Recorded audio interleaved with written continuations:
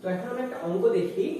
আমাদের অঙ্কে বলছে যে আমরা 6 বার চেষ্টা করছি, 6 বার চেষ্টা করে দুইটা সফলতা পাওয়ার সম্ভাবনা পাওয়া গেছে 0.24 তিনটা সফলতা পাওয়ার সম্ভাবনা পাওয়া গেছে 0.08192।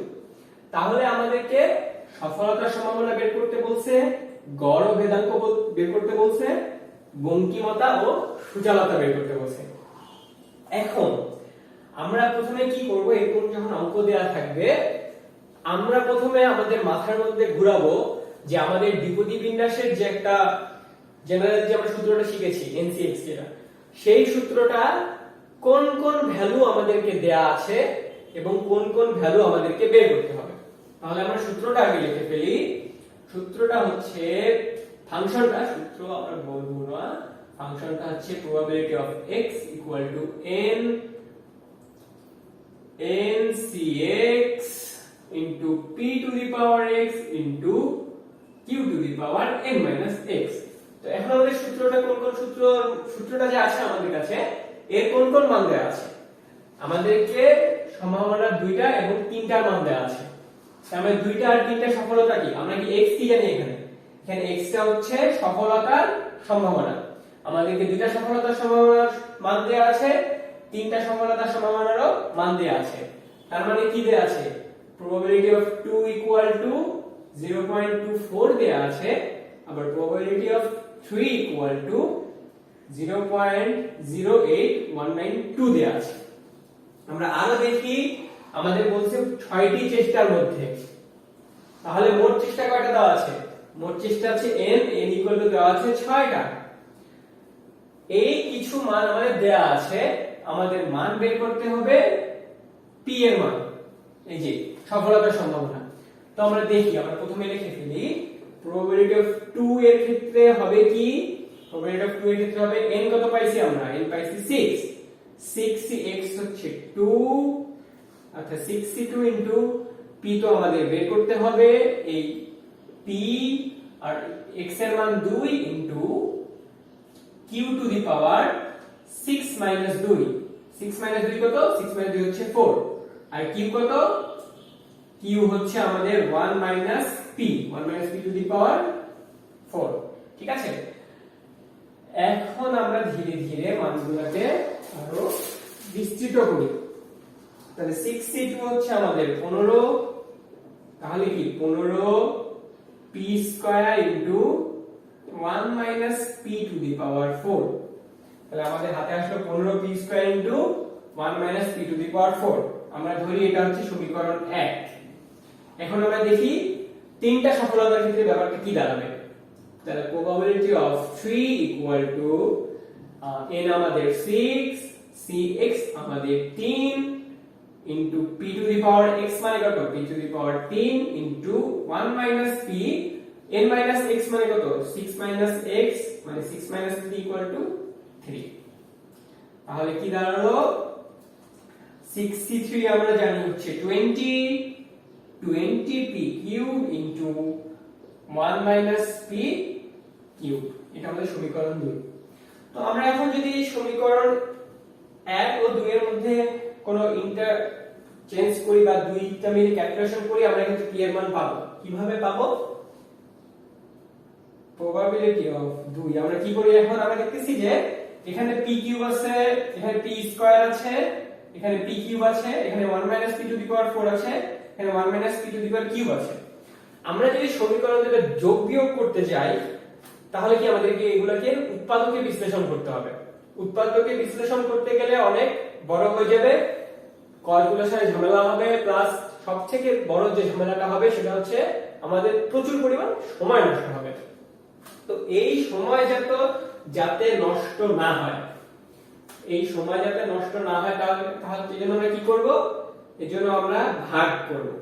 এই সমীকরণ 2টাকে আমরা যদি সমীকরণ 1 দিয়ে ভাগ করি, সমীকরণ 2 কে আমরা সমীকরণ 1 দ্বারা ভাগ করলাম, ভাগ করলে আমরা কি পাবো, ভাগ করলে পাবো হচ্ছে probability of 3 divided by probability of 2 equal to কি, উপরে যাবে 3 টা, তার মানে 20 p cube into 1 minus p whole cube divided by 15p square into 1 minus p to the power 4.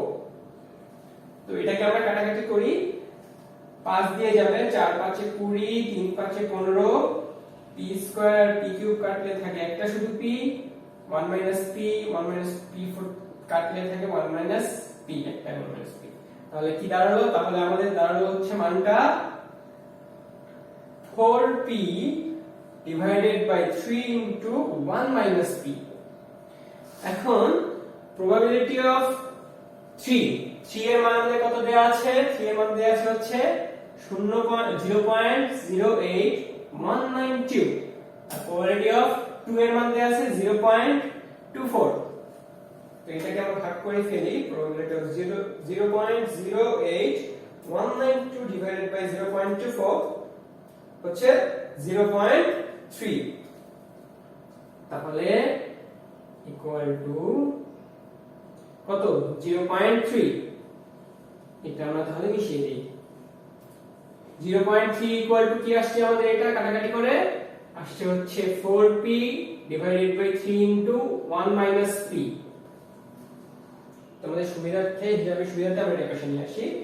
তো এটা কি এই পাশে গেলে গুণ হয়ে যাবে হচ্ছে, আমরা যদি r গুণ করি 0.3 গুণ 3 into 1 minus p equal to 4p into 1 হচ্ছে 4p। তাহলে 0.3 কে 0.3 into 0.3 into যেটা হবে আমরা এটা গুণ করে দেই, 0.3 into 3 সেটা হচ্ছে 0.9। তাহলে কি দাঁড়াবে? এটা টোটালটা দাঁড়াবে হচ্ছে 0.9 into 1 minus p। তাহলে কি দাঁড়ালো? 0.9 minus 0.9p equal to 4p, তাই না? তাহলে এটা এখানে যখন আনবো তাহলে এইটাকে যদি এই পাশে মাইনাস আছে সমান চিহ্নের ওপাশে নিয়ে গেলে দেখি যোগ হয়ে যাবে, তাহলে 0.9p equal to 0.9। তাহলে আমরা যদি 4 থেকে 0.9 বিয়োগ করি আমাদের থাকে হচ্ছে 3.1p। 3.1p equal to 0.9। তাহলে 0.9 ভাগ 3.1 আমাদের কি থাকে? 0.2। তাহলে p equal to 0.9 into 3.1 equal to p equal to কি পাবো আমরা? p equal to পাবো 0.2। তো আমরা গুণ করে দিয়েছি এটাকে, এবং আমরা দেখি আমরা বুঝলাম কিভাবে হলো। আমরা এটাকে প্রথমে p3 আর p2 এর মানটা বসাই ফেলছি, মানটা বসানোর পর আমরা এই পাশে কাটাকাটি করছি, কাটাকাটি করে আমাদের এটা আসছে, এটা আসার পর আমরা r গুণ করে দিলাম, r গুণ করে দেওয়ার পর এই ভাগটাকে এটাকে পাশে নিয়ে গেছি, এজন্য মাইনাসটা প্লাস হয়ে গেছে। তারপর ক্যালকুলেশন করছি, ক্যালকুলেশন করে আমাদের p এর মান কত আসছে? প্রবাবিলিটি p এর মান আসছে 0.2। তাহলে সফলতার সম্ভাবনা ইকুয়ালটা আমরা পেয়ে গেলাম p equal to 0.2। তাহলে সফলতার মান যেহেতু আমরা পাইছি, তাই না? আমরা কি জানি? আমরা জানি হচ্ছে p plus q equal to 1। তাহলে q equal to কি হবে? q equal to হচ্ছে 1 minus p। তার মানে q equal to 1 minus 0.2 equal to 0.8। তাহলে আমরা q এর মানও পেয়ে গেলাম, q এর মান হলো হচ্ছে 0.8। ঠিক আছে? তো এখন আমাদেরকে কি বের করতে বলছে? এখন আমাদেরকে বের করতে বলছে হচ্ছে গড় এবং ভেদাঙ্ক।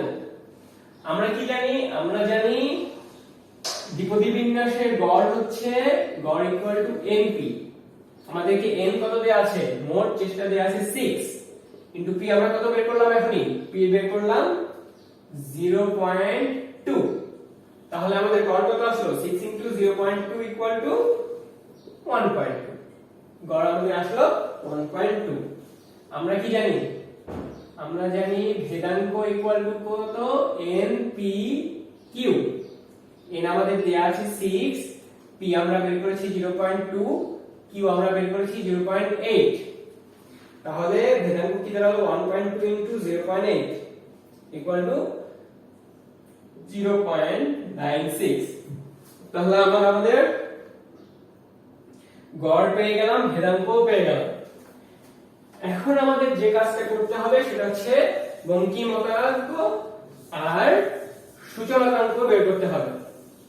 আমরা কি জানি?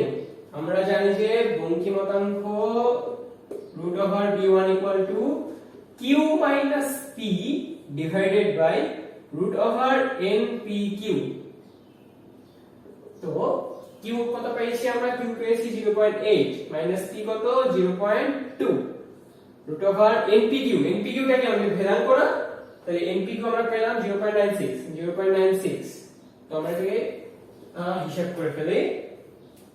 তো কত হচ্ছে? 0.8 মাইনাস 0.2 তো আমরা জানি 0.6 আর √0.96 ইকুয়াল টু হচ্ছে 0.98 equal to 0.6 divided by 0.98 equal to হচ্ছে 0.61।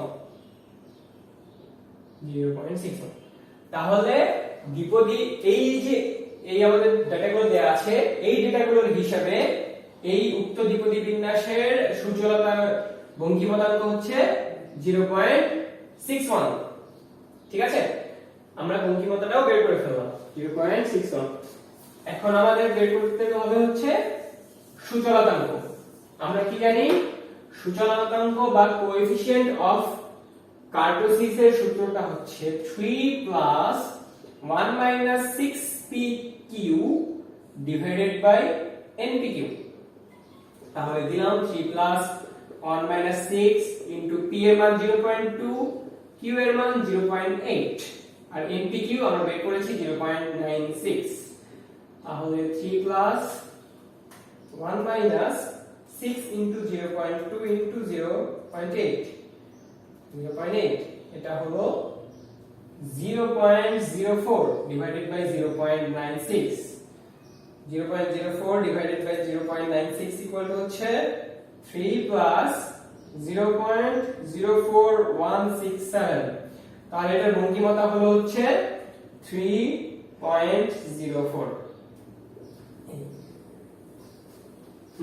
তাহলে আমাদের কাছে যে ডেটাগুলো দেয়া ছিল, আমরা সেখান থেকে কিভাবে অঙ্কটা করলাম স্টেপ বাই স্টেপে।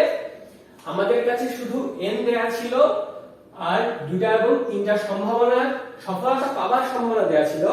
সফলতার সম্ভাবনা কিন্তু মান আমাদের দেয়া ছিল না। তো আমরা সেই যে আমাদের হাতে যে 3টা মান ছিল, সেই 3টা মান থেকে আমরা প্রথমে p এর মান অর্থাৎ সফলতার সম্ভাবনার মানটা বের করলাম।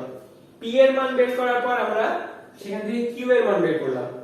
এবং যখনই আমাদের কাছে n p q এই 3টা মান চলে আসলো, আমাদের কাছে কিন্তু দ্বিপদী বিন্যাসের যতগুলো মান আমাদের জানা থাকা দরকার আমরা সবই কিন্তু জেনে ফেললাম। কারণ দ্বিপদী বিন্যাসে n p q ছাড়া মূলত n p বাদে q টা তো আমরা p থেকেই পাই। দ্বিপদী বিন্যাসের পরামিতি আমরা কি জেনেছিলাম? আমরা জেনেছিলাম যে দ্বিপদী বিন্যাসের পরামিতি একটাই, সেটা হচ্ছে দুইটা, সেটা হচ্ছে n p। দ্বিপদী বিন্যাসের প্যারামিটার দুটো যেহেতু আমরা জেনে ফেললাম, প্যারামিটারগুলো জেনে ফেললেই আমরা সবগুলো অঙ্ক দ্বিপদী বিন্যাসে খুব ইজিলি করে ফেলতে পারবো। তাহলে দ্বিপদী বিন্যাসের যে কোনো অঙ্ক করতে হলে আমাদেরকে প্রথমেই যে কাজটা করতে হবে সেটা হচ্ছে প্রথমেই আমাদেরকে দ্বিপদী বিন্যাসের প্যারামিটারগুলো অর্থাৎ n এবং p আগে বের করে ফেলতে হবে। n এবং p বের করে ফেললেই দ্বিপদী বিন্যাসের যে অঙ্কই থাকুক না কেন সেটাতে আমরা মান বসিয়ে সূত্র ক্যালকুলেট করে বা একটু অদল বদল করে অঙ্কগুলো অনেক সহজে করে ফেলতে পারবো।